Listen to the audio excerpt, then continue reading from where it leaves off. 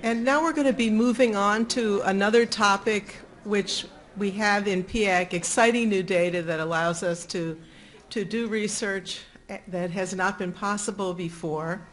And we have a group of papers. This panel is divided, the first paper before lunch, and it has a discussant, and then the rest of the panel will be after lunch, and that's when we'll be having our Q&A and our discussions at the tables. So the first paper is by Phyllis Cummins and Suzanne Kunkel, who I believe is, Suzanne is here, and Phyllis is joining us online or on the phone. Yes, I'm here. Okay, good morning. And they're both from the Miami University Scripps Gerontology Research Center, and their paper addresses the issues related to adult learning of adults focusing on age 45 to 65.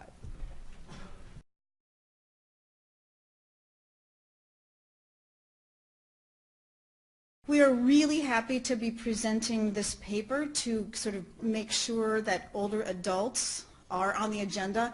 It is true our paper is on people 45 to 65, and the older I get, the less that seems like older adults, but that is the way things are defined. Actually, in gerontology, we do often ask people, well, when do you think someone is old? And on average, we say that someone is old when they're about 15 years older than we are.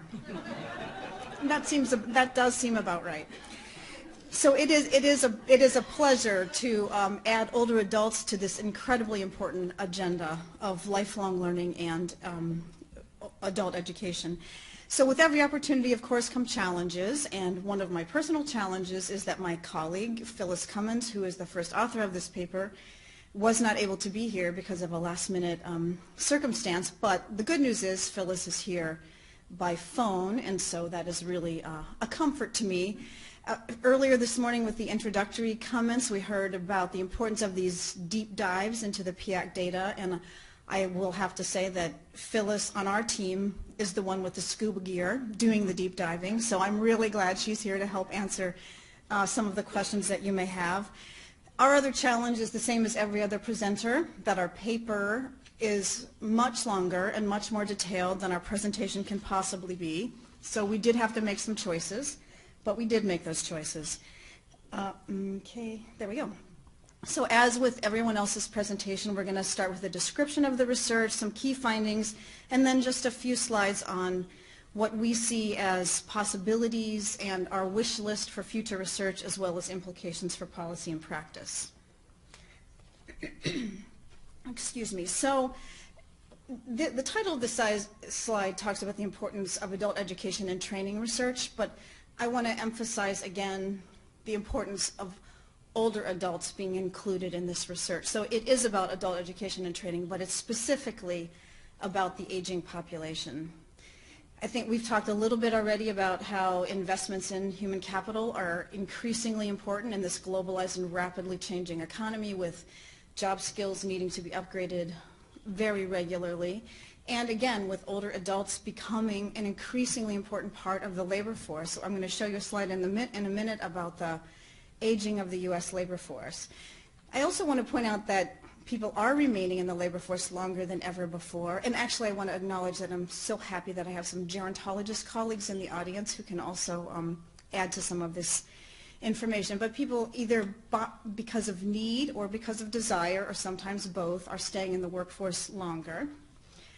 We cannot ignore the demographics of our society in acknowledging that older workers are going to become increasingly important for economic growth. Older workers are, given the aging of the baby boom, older workers are just a segment of our society that are a valuable asset, and we need ways to capitalize on those resources as well as on individual opportunities.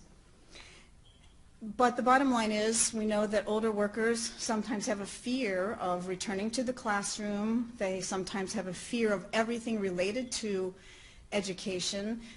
They sometimes need help with with computer skills. And so they're similar to other populations that we're trying to serve with these programs and services. So here's a slide, and having being a member of Table 8 in the back, I've suffered from not being able to see the slides. I don't know how easy or hard this one is to see, but this just demonstrates, again, the importance of the aging population in the shape of our workforce, the age structure of our workforce. So these are projections, or counts, and then projections from 1992 to 2022. The light green bar on the far right shows the proportion of the labor force that is 45 and older. And you can see that that share is growing considerably and will continue to grow considerably. But I also think it's important to point out that the composition of that 45 plus segment of the labor force is also changing. So by 2022, we're going to see significant increases in the proportion of the labor force that are 55 to 64. That's the red bar. And the proportion that are 65 plus. Again, attesting to the fact that people are staying in the workforce longer, and because of the aging of our society, the labor force itself is also aging. And of course, this is all largely attributable to us good old baby boomers. And I can tell you that at Miami University, teaching 18 and 19-year-olds about aging and the importance of the baby boomers, they often say, we are so sick of hearing about the baby boomers. And here's my answer, too bad. We're a fact of your life. So the purpose of this research, and let me again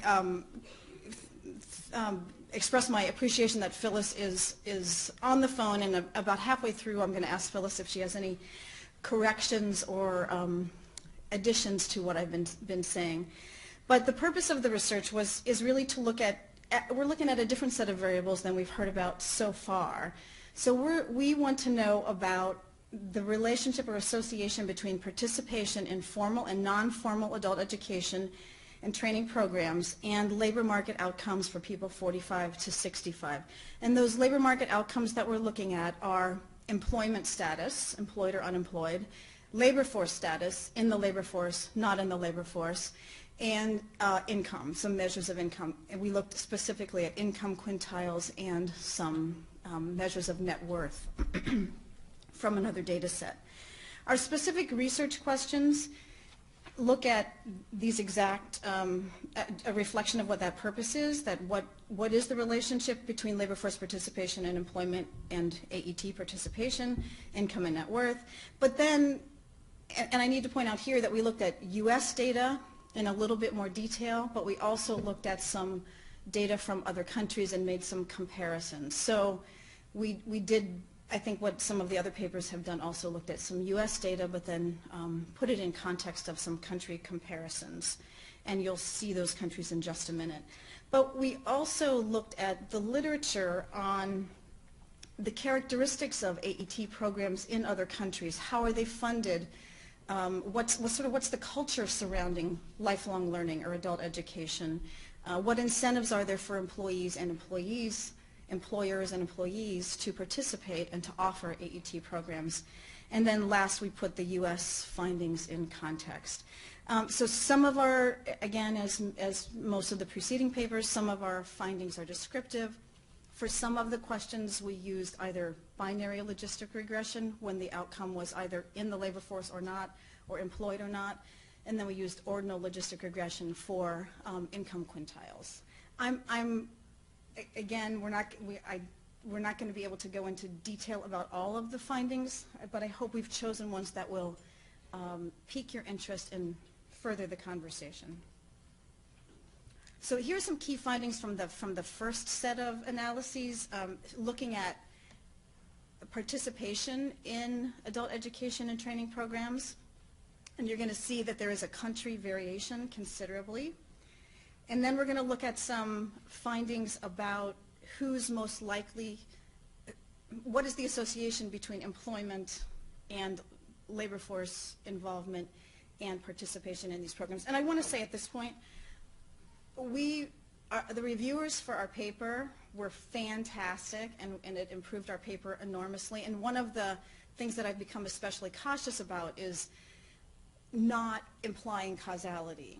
the participation in AET question, it was, in the last 12 months, did you participate in any of these different kinds of AET programs? So we have what they said about their participation over the past 12 months, and then we know whether they're employed or not, or in the labor force or not. So we can't imply or assume any sort of time ordering or causal direction, but we do a lot of applied evaluation research at the Scripps Gerontology Center, so we're really used to talking about interventions and outcomes, so I apologize if I slip into that language inappropriately. Okay.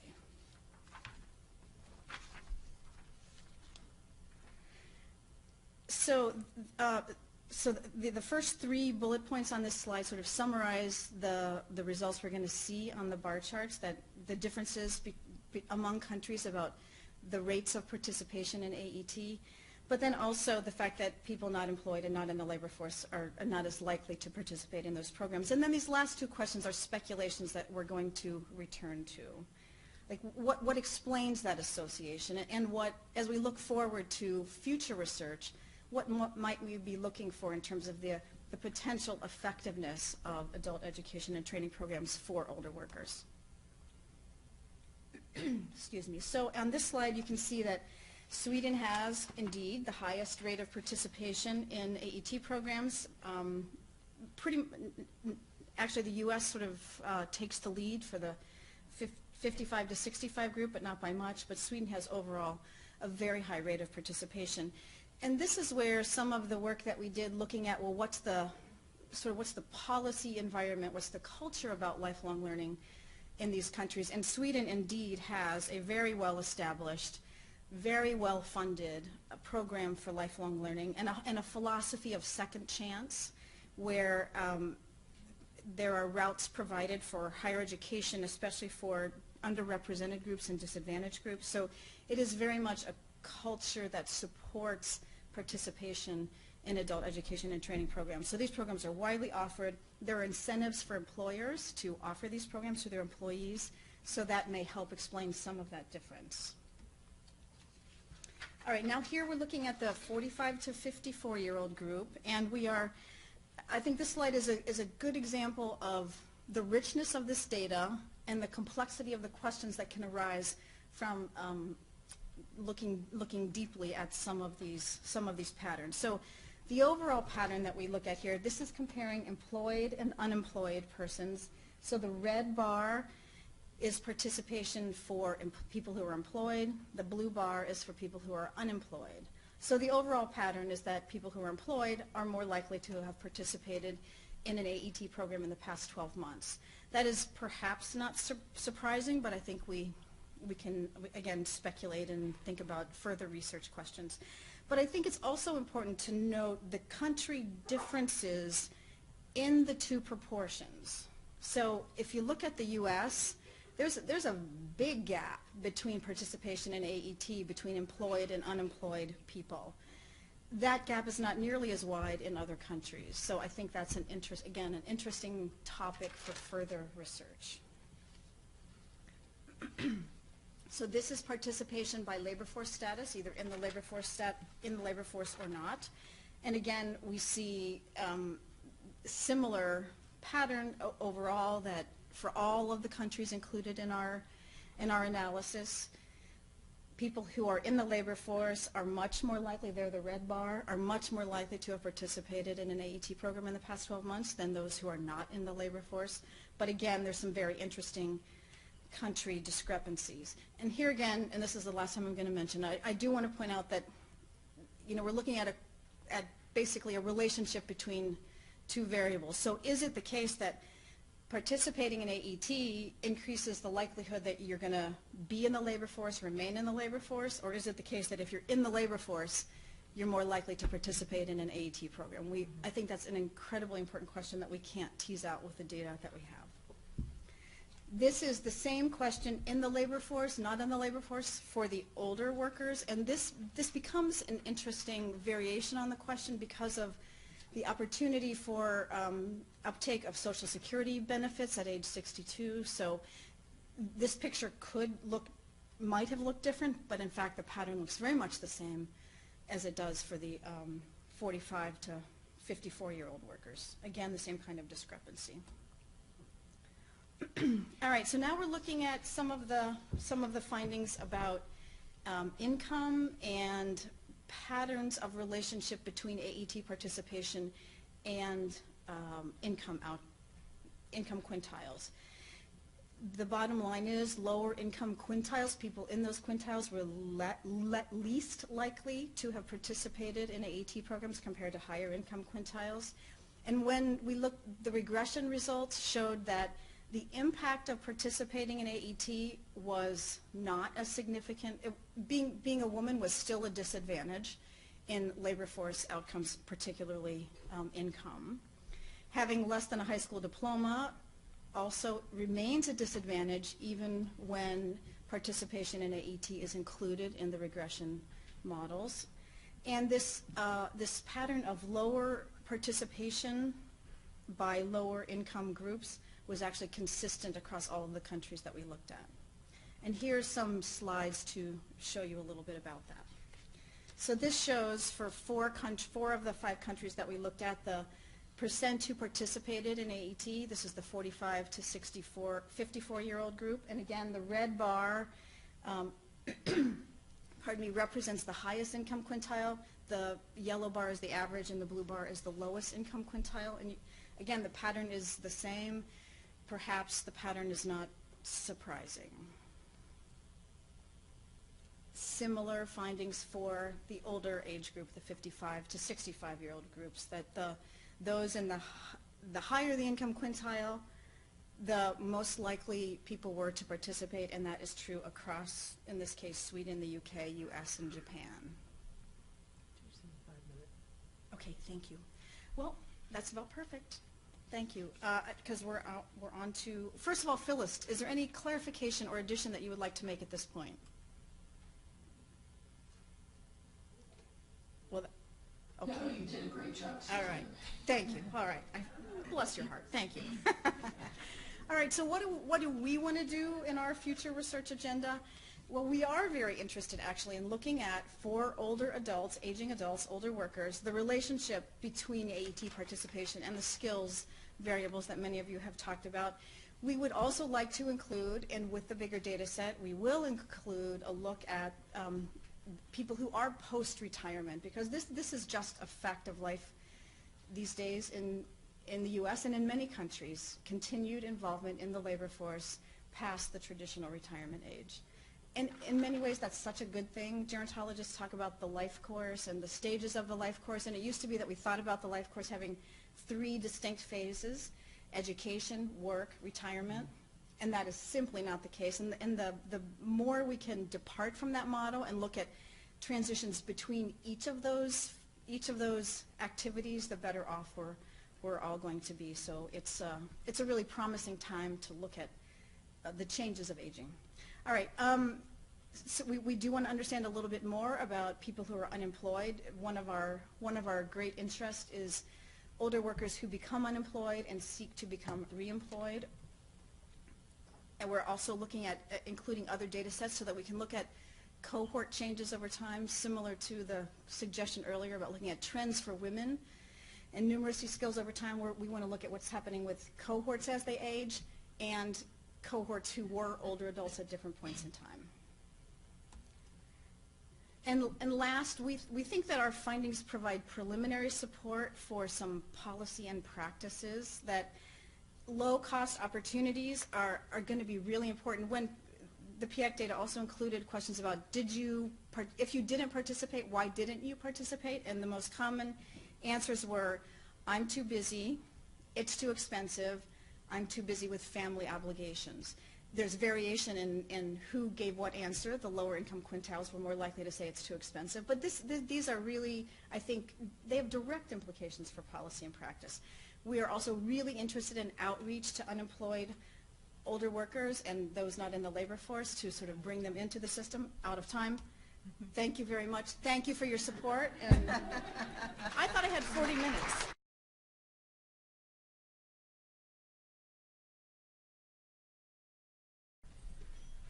Well, I have an easier job than most of the discussants because I only have to talk about one paper instead of synthesizing things from 3 or 4. So I appreciate the opportunity to do this, and I was delighted to have the chance to think about this paper in more depth and detail and to share some of those thoughts with you. And I think I'm going to focus on 3 things. I'm going to focus on how this paper to me is unique. I'm going to focus on what the key findings that really struck me, and some of those Suzanne mentioned, and then talk a little bit about future research. The world, the nation, the workforce, you and I, we're all getting older, right? And we're all working longer. The paper showed that really clearly. So obviously there are some implications here for policy, and these data will help us understand what it is we need to do in order to help those people who are working longer continue to have the skills that they need to be productive parts of the workforce. So this paper really looked at the extent that older adults take advantage of adult education and training, formal, which leads to some kind of a degree, you know, that's your college stuff, non-formal, which may be stuff like non-credit at community colleges. I'll say more about that later, you expect me to. And then what kinds of things is that associated with? So this paper is unique in 2 ways. One is it uses multiple data sources. It doesn't just use the PIAAC, although it does use that very effectively, but it also uses the Survey of Consumer Finances from the Federal Reserve, so that they can actually look at the net worth of older adults. And that's really important as you think about these adults moving into retirement. What kind of assets are there for those adults to live on in retirement? And not surprisingly, the paper shows a huge disparity between the people in the lowest income quartile and the people in the highest income quartile in terms of the assets that they will have available to them at retirement. It also does a qualitative document analysis of AET policies and practices in the 5 countries that the paper looked at. And I just have to say right off the bat, even though I'm a statistician, my bias is that qualitative and quantitative need to be married and live together so that what we learn from the qualitative analysis spurns quantitative analysis that helps us understand what we're seeing in the data. So I really applaud the authors for taking that approach in this paper and wanting to continue to do some work in that area. I also think that this paper is unique, although not as unique as I thought when I wrote these notes, in that it uses the background questionnaire exclusively. It does not use literacy, numeracy, and problem solving in a technology-rich environment. Now, I do need to acknowledge that Danielle Lindemann's paper also used the background questionnaire exclusively, but somebody said earlier today that this is the finest background questionnaire in an adult assessment that we've ever had. It certainly is very comprehensive. I happen to know off the top of my head that only 5 minutes of the content were U.S. specific. The rest of the content was across the international background questionnaires, but it is very deep and very rich. And this paper illustrates the power of that background questionnaire to help us understand what's going on. It presents a compelling and interesting analysis without even looking at the skill measures. So here are the most striking findings that I found. Participation in adult education and training, even at older ages, is associated with increased odds of employment, increased income, and increased participation in the labor force. Yet, there is a huge gap in participation between those in the highest income quartiles and the lowest income quartiles. And in the U.S., for 45 to 54-year-olds, that gap is the biggest across all the countries. It's huge, okay? So, and why? And Suzanne alluded to this. In the U.S., in the 2 lowest income quartiles, and for women, they said, it's too expensive. It's too expensive. Okay, you can figure out what the policy implication of that is. Okay, so we need AET programs and policies for older adults, and especially those who are low income and unemployed. And we need to recognize in the education enterprise and in training of the importance of including older adults as we plan those programs and policies. Very often, I've been in education my whole life. Very often when we think about education, we think about K-12, obviously, or we think about those young people entering the workforce. How well prepared are they? Well, the fact of the matter is, most of the people in the workforce are not those younger people. So as we design policies to put people in the pipeline with the skills, great, I applaud you, right? But we need to be thinking about how we prepare the incumbent workers for the skills that they need to do their jobs. I used to work in teacher training, same issue. We can change teacher education programs all we want, but we have to also be supporting in-service teachers. So just a couple points about future directions. First is, I think that these data could benefit from looking at the skill measures, and they are talking about doing that as a follow-on to this research. It would be really interesting to look at the participation in AET by skill level in conjunction with some of these other variables. Also, they mentioned the supplemental sample. That's been mentioned several times.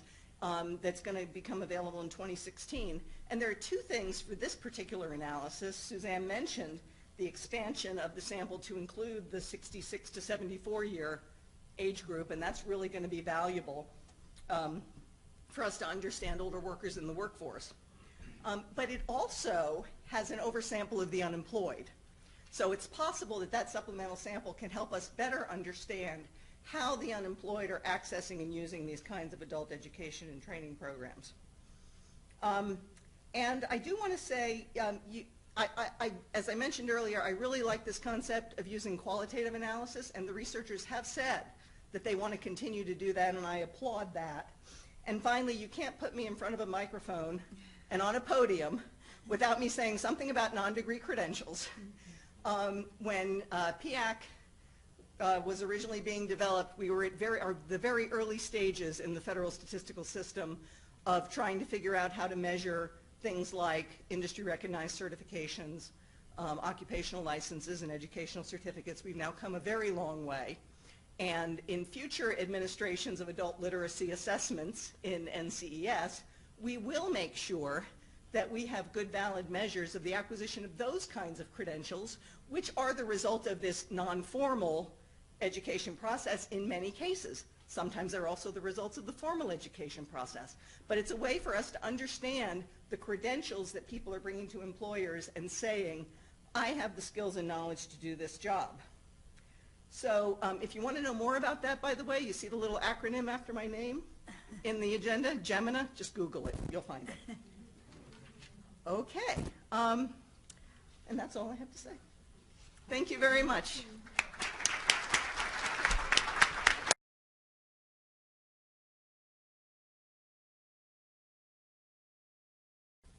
Questions? Yeah. Bob Lerman, could you say a little more about the content of these training programs? It's sort of a quandary that you'd think that the people that need it the most are the people that are engaged in less. And to what extent do we know whether part of these are sponsored by employers? Well, I guess I can answer from here, and I hope Phyllis is on the line to add to this, but we did include, and actually as Sharon alluded to, we included the non-credential, the non-degree credentials. We included any kind of adult education and training program. So it could have been an employer-sponsored program. It could have included, going back to school to get an associate's degree. It could have been any number of them. And if I recall, somewhere during this process of creating this paper, we looked at some of those categories separately. Phyllis, are you on the line to add to that? Yes, I am. The bulk of the training was in the non-formal category. For the older adults, very little of it was informal education, so that would have been non-degree programs. And what about the employer sponsor? I mean, do you know anything about There wasn't any breakout to know how much of it was employer sponsored. But that is one of the reasons we want to do the qualitative component, is to talk to older adults to say, well, what have you participated in? Where was it offered? What was it like? And why didn't you? It actually is a pretty big gap in our data collection that we don't know that much about employer-sponsored training. But if such a high share of people are getting that training, it must mean that a fair amount is going on. I might also mention that in the context of a survey that we're giving to people in their households, it's very difficult to distinguish between employer-sponsored and non-employer-sponsored, because very often the people who are taking them don't even know. They may in a specific case where the employer said, go to this class, these 20 people are all being trained in this thing. But in many cases, the respondent may not know who's actually sponsoring or providing the training or education. Did, But we- the data did, I just wanted to clarify, in the PIAAC data, it does ask, did your employer pay for your participation in formal education or non-formal education in some way? And as you would expect,